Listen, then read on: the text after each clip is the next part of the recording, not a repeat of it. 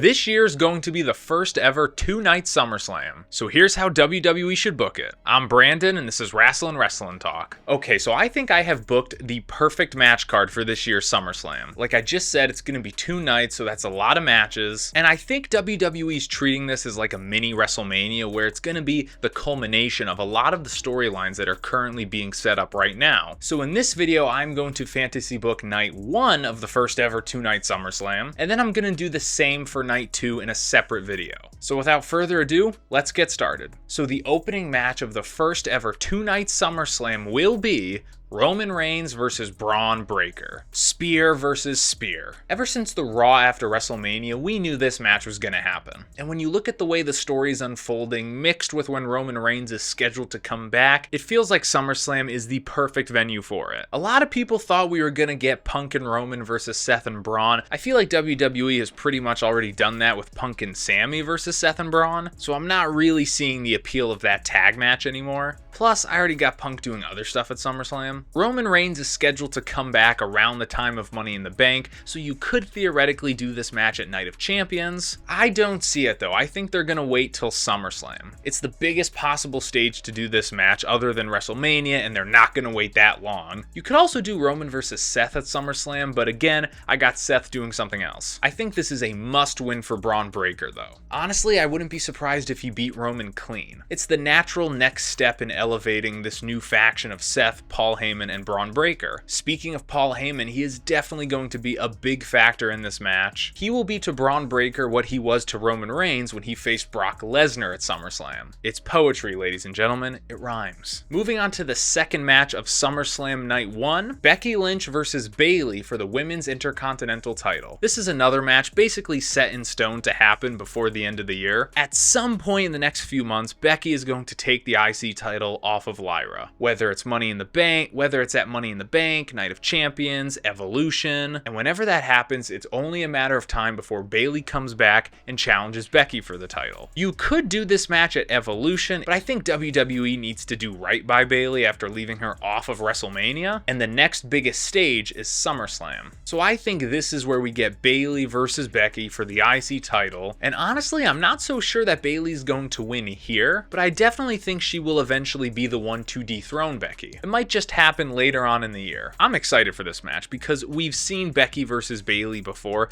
but not this version of Bayley and this version of Becky. And when you look at how good Becky versus Lyra was at Backlash, this match could be off the charts awesome. Moving on to the third match of SummerSlam Night 1, this is the most mid-card match I could think of.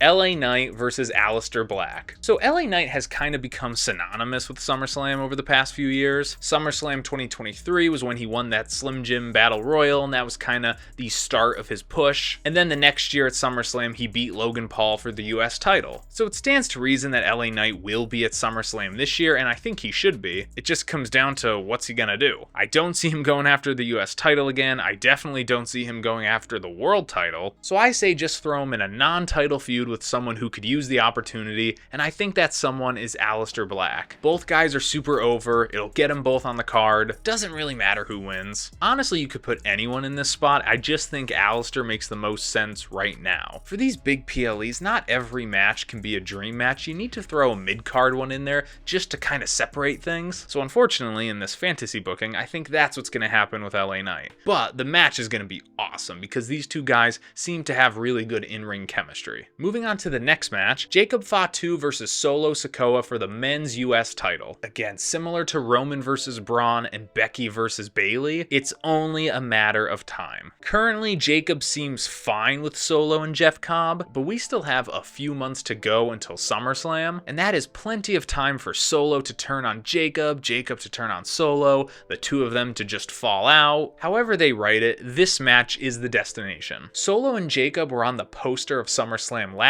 year, and they were both in the main event. So 1 year later, the two of them having a one-on-one match, it just makes sense. And honestly, I think Solo's gonna win. All it takes is Jeff Cobb interfering and then Solo kind of stealing a win. It's a protected loss for Jacob Fatu, and I think it's a deserved win for Solo. The guy is great, so long as Jacob Fatu eventually wins the title back. Moving on to the co-main event, if you will, I got a triple threat. Io Sky versus Rhea Ripley versus Asuka for the Women's World Championship. When it comes to Io Sky and Rhea Ripley, they're basically on a collision course. I don't think Rhea's gonna win Money in the Bank, but between then and SummerSlam, you got Night of Champions and Evolution. I could see their rematch happening at either one of those events. And what if during their match, right before Rhea's about to maybe win, Asuka returns, attacks Rhea, giving Io the chance to pin Rhea and retain, and then after the match, Asuka turns on Io. Now you've set up a story for an awesome triple threat that can happen at SummerSlam. And really any one of these women could win, but please let it be Asuka. I don't want to see her return and then go right back to the tag division. We need at least one more world title reign from Asuka, and I think now's the chance to do it. Asuka dethroning Io makes perfect sense. So Triple H, please book it. Now we have come to the main event of SummerSlam Night 1, which is Jay Uso versus Seth Rollins for the World Heavyweight Championship. Paul Heyman said it best. Jay Uso wants the title, but Seth Rollins needs it. There's a reason their match on Monday Night Raw ended in a DQ, and I think it's because WWE is saving the actual match for SummerSlam. I think it's the perfect place to end Jey Uso's title reign. Now, at the time of recording, Money in the Bank hasn't happened, so I don't know how that is going to affect this. If Seth Rollins wins, I could see it being Sami versus Jay in this spot, and then Seth Rollins cashes in and steals it from both guys. There's a lot of unknowns at the moment because we don't know who's going to win Money in the Bank, but just from a pure marquee standpoint, Seth Rollins versus Jey Uso,